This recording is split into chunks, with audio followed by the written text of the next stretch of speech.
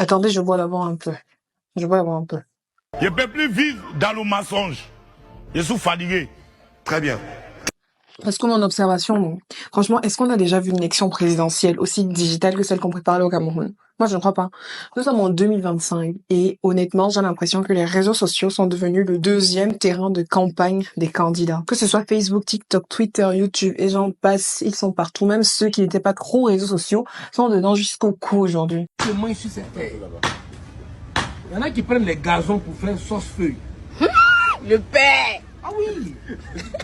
Mais est-ce que ça marche vraiment? Qu'est-ce que ça cache? Est-ce que cette présence, ce blitz de posts sur les réseaux sociaux, ça change vraiment la donne par rapport au vote de cette année? Qui contrôle l'histoire qu'on nous raconte? Qui joue à fond la carte du numérique? Et surtout, quelles sont les choses qu'on ne nous dit pas? Dans cette vidéo, je vais essayer de vous expliquer ou surtout vous montrer que c'est un virage crucial mais aussi complexe. En tout cas, voici ce que j'ai pu trouver dans mes recherches. Aujourd'hui, je vous parle de ça parce que je vois passer des choses tous les jours, que ce soit des directs de 2 heures sur Facebook, alors des montages YouTube, des lives TikTok avec des candidats, des posts qui s'accumulent sur les réseaux sociaux. Et pourtant, la campagne électorale n'a pas encore officiellement commencé parce que il faut rappeler que au Cameroun, la campagne débute 2 semaines avant le scrutin. Ce qu'on observe donc ici, ce sont des prises de parole en amont de politiques qui préparent leur terrain, qui structurent une image et surtout qui cherchent à mobiliser sans en avoir l'air.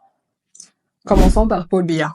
Paul Biya, 92 ans cette année, et il est toujours président depuis bientôt 43 ans en novembre. Ce que j'ai observé, c'est qu'il est toujours silencieux, mais il totalise environ 2 999 000 abonnés sur l'ensemble de ses réseaux sociaux, que ce soit X, Facebook, Insta, X pour Twitter. La dernière interview qu'il a donnée à un média indépendant, elle ne date pas d'hier, en tout cas, d'après ce que je sais, on parle plutôt de déclarations officielles, institutionnelles, protocolaires. Et les derniers grands médias qu'il a accordé des interviews, ça date de plus d'une décennie. Et c'est ce que je disais, donc on a plutôt droit à des publications officielles du genre, le président Paul Biya a reçu l'ambassadeur de tel pays, le président Paul Biya a fait ceci, cela, voici les nominations. Parce qu'au moment où je vous parle, j'ai cherché des vidéos spontanées de lui où on le trouve dans des débats publics pour faire face à d'autres personnes, pour répondre à des questions, pour que lui aussi partage sa vision pour l'avenir du Cameroun, pour la jeunesse ou même pour la transition numérique. Je n'ai pas trouvé de vidéo de lui. En revanche, depuis avril de cette année, vous l'avez certainement constaté, il est très actif sur ses réseaux sociaux, Facebook et son profil sur X, Twitter. Ce que je peux dire, c'est que c'est propre, c'est bien rédigé, c'est calibré. Mais il n'y a pas d'interaction, il n'y a pas d'émotion. Il aborde des thèmes comme l'unité nationale, le vivre ensemble et même la transition numérique. Et certains se demandent si c'est vraiment lui qui écrit ces messages ou alors c'est l'œuvre d'une intelligence artificielle. Et d'autres se demandent est-ce qu'il les lit. La question mérite d'être posée, d'après moi. Concernant son silence, son long silence, je pense que c'est un choix politique, la stratégie du silence, qu'on lui doit bien. Et puis là, ça devient plus intéressant parce que de l'autre côté, on a des candidats qui vont franchement, comme Cabra Lévy, qui est candidat depuis 2018 à l'élection présidentielle. Il totalise environ 332 500 abonnés sur l'ensemble de ses réseaux sociaux, donc TikTok, Twitter, X, Instagram, Facebook, du moins ce que j'ai trouvé comme compte officiel de Cabra Lévy. Et je pense que ce n'est pas un hasard parce que la majorité de ses électeurs sont jeunes et c'est là-bas qu'il se trouve. Donc il fait bien d'être présent autant sur les réseaux sociaux. Il a même accordé une interview à Canal 2 et on voit clairement que lui, il veut la confrontation, il veut le contact avec les gens, il veut répondre aux questions, il veut se faire voir. Et puis il y a Maurice Kamto qui s'est véritablement fait connaître du grand public après l'élection de 2018. Alors lui, avec un total de 500 000 et 3 000 quelque chose d'abonnés environ sur Facebook, Instagram et Twitter, il adopte une stratégie un peu différente des deux politiques que je viens de citer. Ce que je constate, c'est que lui, il est plus sobre, plus contrôlé et il utilise les réseaux sociaux pour faire passer ses discours et aussi pour appeler à la mobilisation. Lui, il ne fait pratiquement pas de live sur les réseaux sociaux, que ce soit X, que ce soit sur TikTok. Mais ce que j'ai constaté, c'est qu'il laisse souvent le libre champ à ses partisans et à ses militants pour prendre le relais dans des situations de live, TikTok et X. Ensuite, on a Akery Mouna. Il faut pas croire qu'il a disparu parce que moi, je le vois actif sur les réseaux sociaux. Il totalise environ 136 000 abonnés sur X, sur Facebook et sur Insta. J'ai cherché sur TikTok et je n'ai pas trouvé de compte officiel du moins j'ai vu des comptes, mais ça me semblait pas des comptes officiels d'Akery Mouna. Mais en tout cas, il est actif sur ses réseaux, il partage ses déplacements, il partage ses visions des choses, il repartage souvent des contenus internationaux parce qu'il est beaucoup tourné vers l'international. J'ai l'impression que sa cible, c'est plus des cadres, plus des intellectuels, plus des juristes, mais pas forcément des jeunes.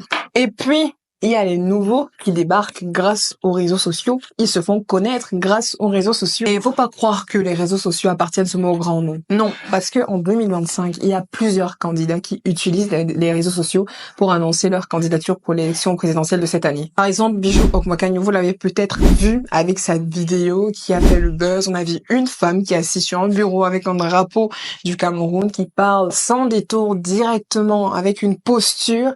Cher peuple camerounais, bonjour. Je m'appelle Bijou Okmakagno. Je sais que vous vous demandez qui est cette femme. Vous aurez l'occasion de mieux me connaître. En politique, il y a ceux qui cherchent le pouvoir pour eux-mêmes et ceux qui veulent vraiment servir leur pays. Alors dans son discours, elle parle de transparence, d'autonomisation des jeunes, elle parle beaucoup des femmes et elle évoque également une stratégie numérique au Cameroun. Vous avez certainement vu un autre candidat qui est émergé des réseaux sociaux. Je vous laisse deviner, vous avez 5 secondes. 1, 2... Oui, il s'agit de Valère Bertrand Bessala qui s'est fait connaître aussi à travers les réseaux sociaux. Il est donc le leader du parti Jouvence et lui, il a carrément annoncé sa candidature avec ce slogan.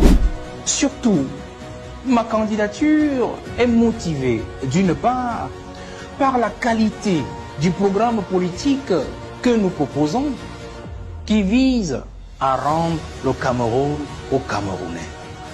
Ça laisse planer tellement de questions. En tout cas, c'est cette intrigue-là qu'il y a derrière chaque annonce de candidats.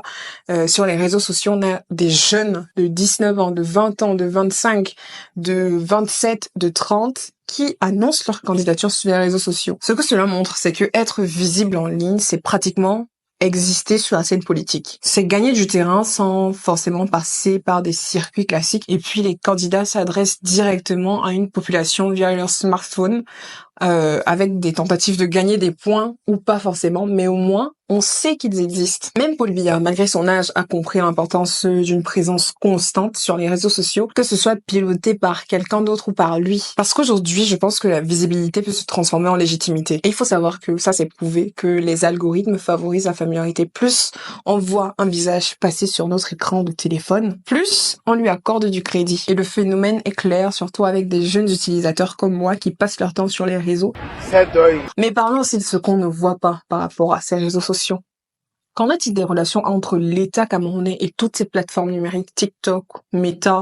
Quelles sont leurs relations? Alors pour vous dire, à ce jour, il n'existe pas vraiment d'informations transparentes ou détaillées sur les accords qui ont été signés entre le Cameroun et ces plateformes. Vous voyez la plaque là? No money, no work. No money, no work.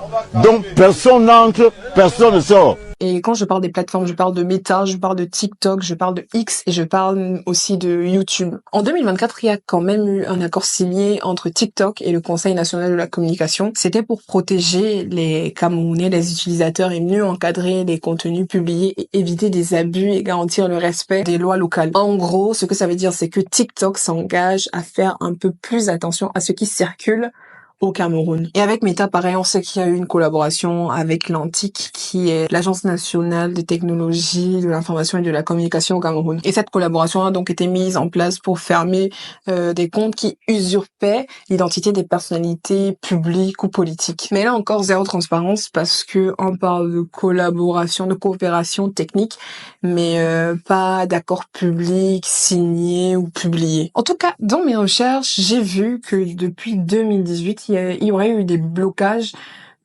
ponctuels sur les réseaux sociaux, notamment en période de tension. En 2017, pendant la crise anglophone qui sévit d'ailleurs toujours au Cameroun, les réseaux sociaux auraient été bloqués pendant plusieurs mois dans plusieurs régions qui subissent donc cette crise anglophone sans explications officielles. Donc ça veut dire que il y aurait peut-être eu une forme de contrôle politique sur un flux numérique.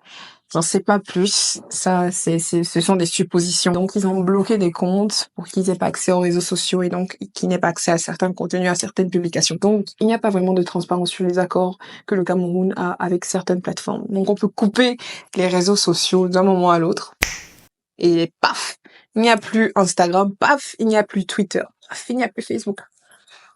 Ce que je peux dire, peut-être vous le saviez déjà certainement, mais en ce moment, on vit une bataille de visibilité sur les réseaux sociaux. Tout le monde veut être vu. En tout cas, tous les candidats annoncés pour l'élection présidentielle au Cameroun de cette année. Avec leur contrôle de leur image, contrôle de leur storytelling numérique, ils veulent bien se mettre, ils embellissent leur image. Quelqu'un n'a qu'à discuter. Quelqu'un n'a qu'à discuter. Quelqu'un n'a qu'à discuter. La vraie question qui se pose maintenant, c'est est-ce que les réseaux sociaux peuvent changer le vote? Vous, quand vous voyez passer un candidat, est-ce que vous vous dites, ah, qu'est-ce qu'il a à dire? Est-ce qu'il attise votre curiosité? Est-ce qu'il dit des trucs intéressants? Est-ce qu'on se contente de suivre des gens qui savent bien se montrer sans vraiment s'engager? Alors voici ce que je vous propose, c'est de lire, d'écouter, d'analyser, de vous faire votre propre avis. Surtout regardez, observez qui publie quoi, qui évite les débats, qui évite de répondre aux questions, qui se cache derrière les algorithmes, qui dit quoi. Je vous laisse avec ça. À vous de voir, à vous de rester critique.